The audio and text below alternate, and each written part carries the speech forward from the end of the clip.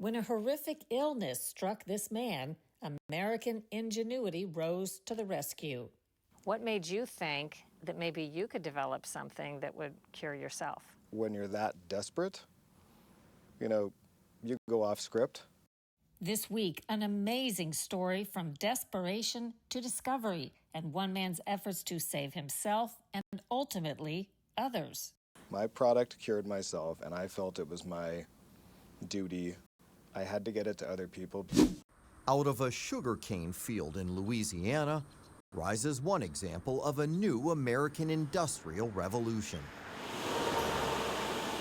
This is American innovation, American technology, American manufacturing, American labor, American supply chain. We've definitely heard that. People love to say that the future is overseas. I'd actually argue the exact opposite. Only by tackling the waste and fraud. The Department of Government Efficiency brought a spotlight to wasteful spending in Washington, but the rot reaches far beyond the nation's capital. I do believe that absolute power corrupts absolutely, and we do have a corrupted system here in Massachusetts. You asked the question yourself, what do they have to hide? We follow one woman's quest to put accountability into politics.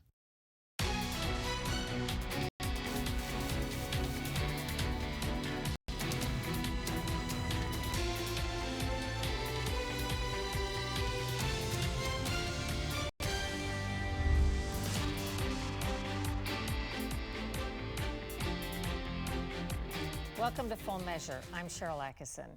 Today, an incredible story that begins with one man's health crisis and ends with him finding a way to cure himself with a discovery that stands to help millions. It also exposed remarkable flaws in America's process for finding and approving effective medical treatments. A caution: some medical images in this report are graphic.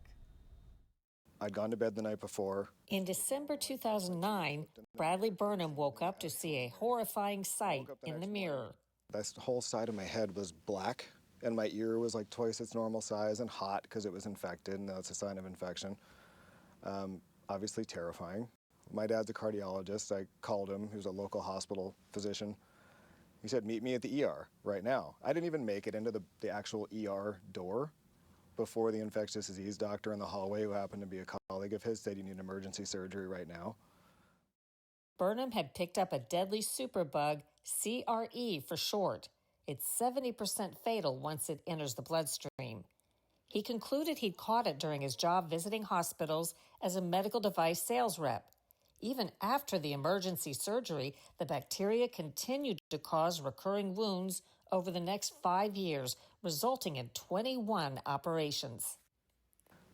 The pills that they were giving me, dozens upon dozens of antibiotic courses, IV antibiotics at one point, the surgeries, the scraping, the cutting, nothing was working. I don't blame the physicians. These were great physicians. They just didn't have the tools to stop this.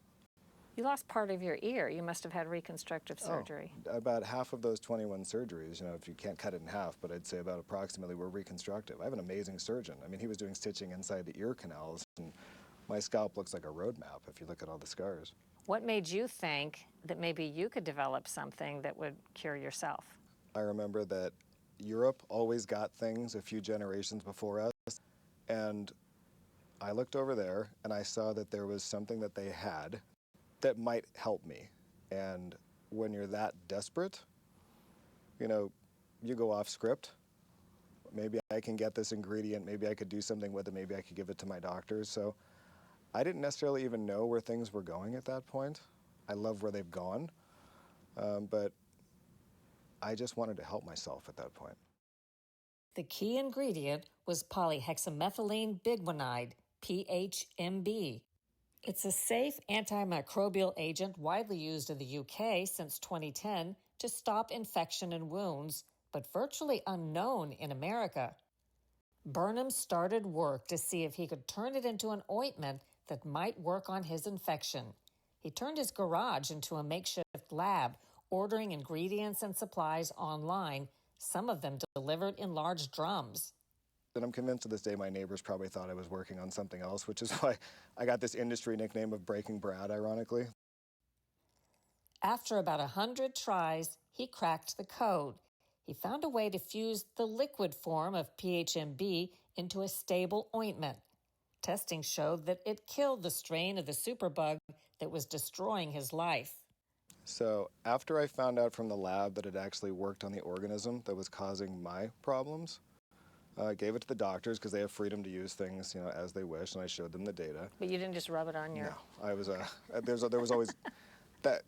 I didn't want to touch that without the doctor's at least permission. So they put it in there, and the wound started to close. And these abscesses used to take months to close. How soon did it start to look better? Weeks. And you can tell quickly on these really deep, chronic abscesses when the tissue that looks healthier, when it starts to actually look better. It was quick. So an ingredient that existed, widely used in Europe, relatively unknown in this country. Relatively is sort of an understatement. I would say almost entirely unknown. So you make it into a product that can be used on wounds. Yeah. Burnham believes his invention saved his life. Next, he set out to share it. But he found navigating FDA requirements frustrating, to say the least. On his own, he figured out how to put together an application for FDA clearance. I ran all the tests, paid for it myself, took it through the FDA from Kinko's. I actually was working from Kinko's, and I put together the binder there. And I got it cleared at the end of 16, and things just sort of went from there. How long did this take you, and how much money did you spend? For the initial FDA clearance, I spent, including the review fee, $24,000. You started your own company on the basis of that one medicine? Yeah, so when I got a call from the largest medical distributor in the world saying we want to carry your product, and I was still one person, and the back of the package went to my cell phone for customer support, I thought maybe I should build some infrastructure at this point. Imagine living with an infection so drug resistant, so aggressive. It keeps coming back no matter what doctors throw at it. The company is Turn Therapeutics, and the product is Hexagen.